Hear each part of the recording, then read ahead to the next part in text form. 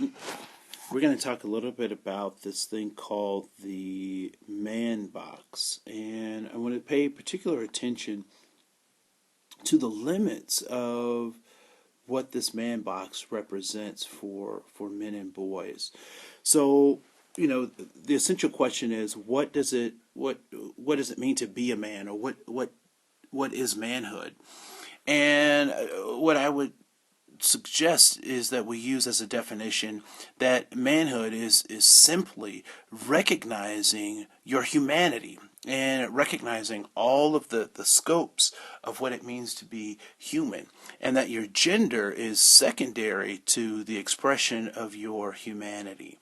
And so what typically we have as the problem is when we talk about manhood, we also have to talk about the context that helps to define what manhood is. And so in the United States, we have this concept of the rugged individualist, or the man who can do things by himself, for himself, without the aid of any resources or any other person. And so, and all too often we look at some of the archetypes that point or demonstrate these philosophies of manhood. And we typically point to either business leaders, or we talk about politicians, or we talk about athletes as these beacons of manhood. But what we don't take into account is that in all of those situations, those individuals did not and are not able to be successful all by themselves. And so they too also come from a context where their gifts and talents are a part of what makes this society, or makes this particular conversation relevant and important. And so when we think about men, we have to think about the fact that they too come from a context, and that these leaders that we typically point men and boys to are operating with, although they may be the best at what they do, they also are operating within teams and networks of individuals who are supportive in allowing them to be their best as individuals. But they're always, always, always within a context and a part of a context. So when we start talking about this manhood, what we start to recognize is the context actually creates this thing we like to refer to as the man box.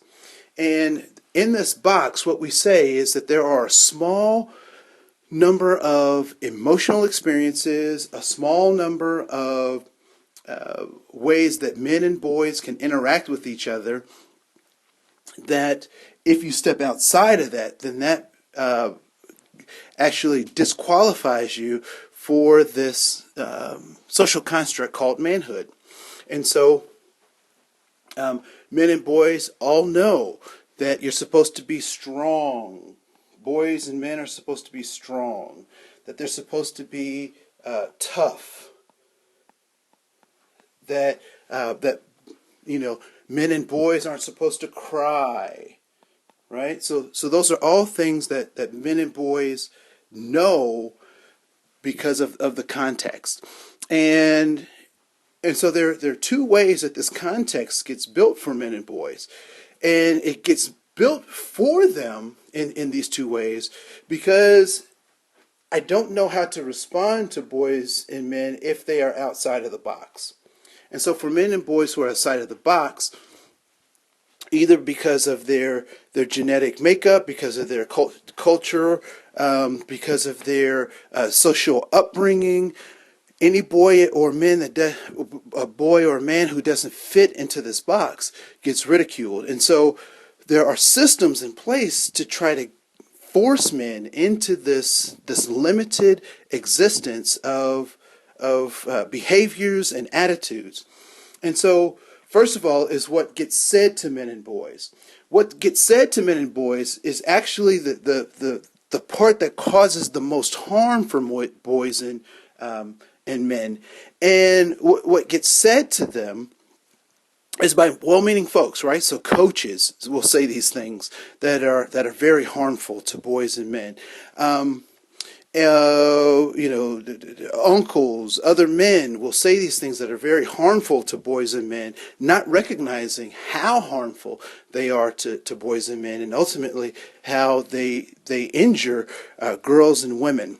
And so, all too often, you'll hear coaches or uncles tell, or sometimes fathers or male figures in boys and men's lives that say to them, don't act like a girl, right? So they'll say stuff like, let's go, sissies, or pull up your skirt, or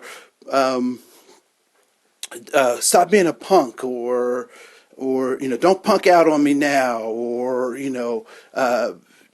don't cry. Why are you whining? And all of these things that say to boys and men that the worst thing that you can be is a female. The worst thing you can be is a girl or a woman.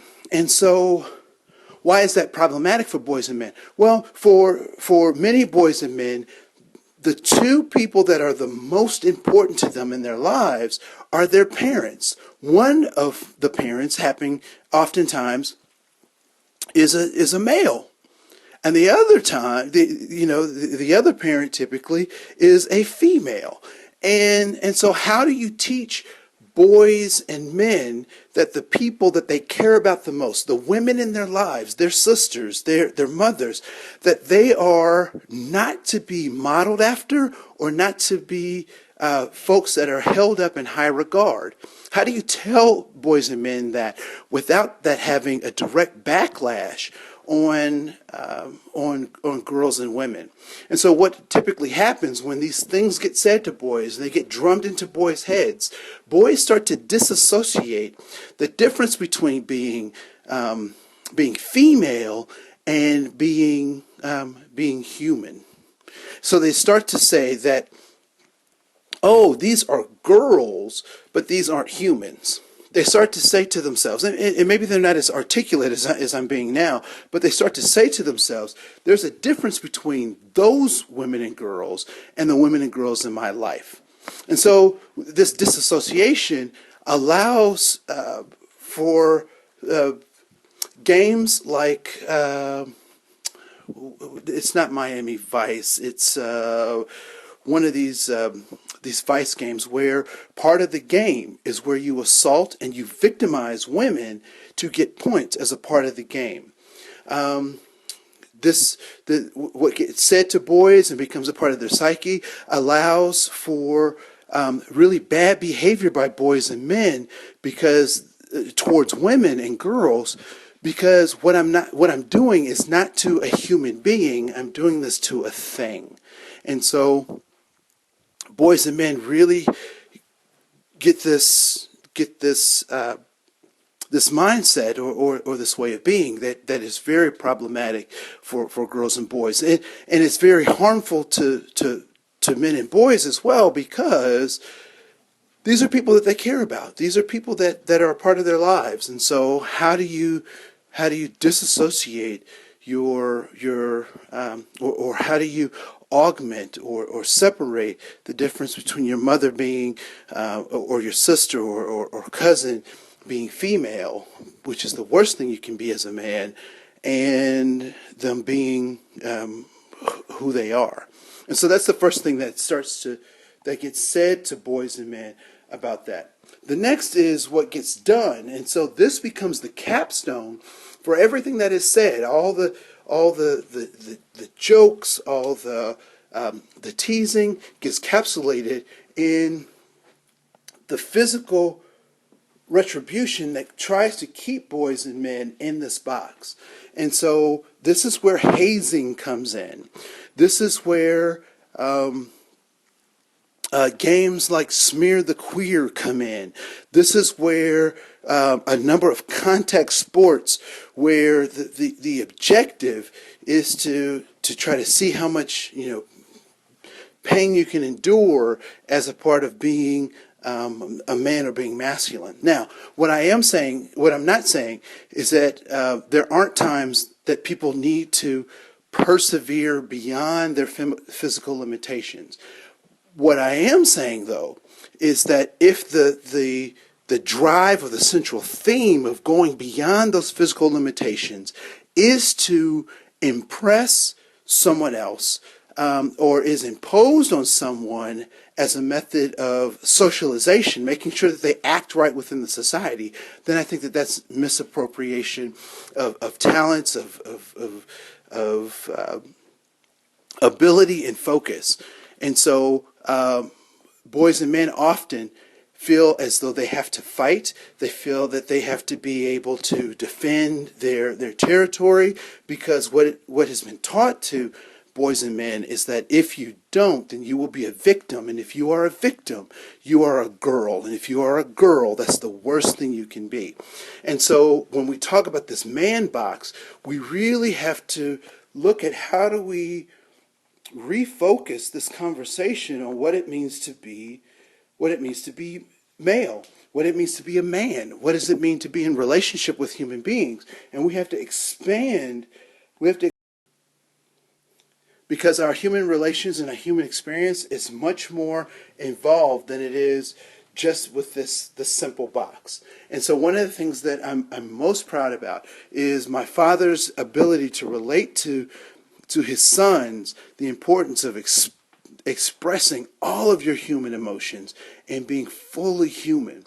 And so as we look at we look at school shootings, we look at gang violence, we look at things like the knockout game, where people are trying to say, look, I can't fit into these narrow boxes, so I'm going to take laws and I'm going to take the definition of manhood into my own hands, and they create these really obtuse ways of being. And so as we look for creating better men and boys, we have to create better spaces, better context, expand the human experience so that boys and men can be healthier in their relationships with each other, as well as with the women and girls in their lives.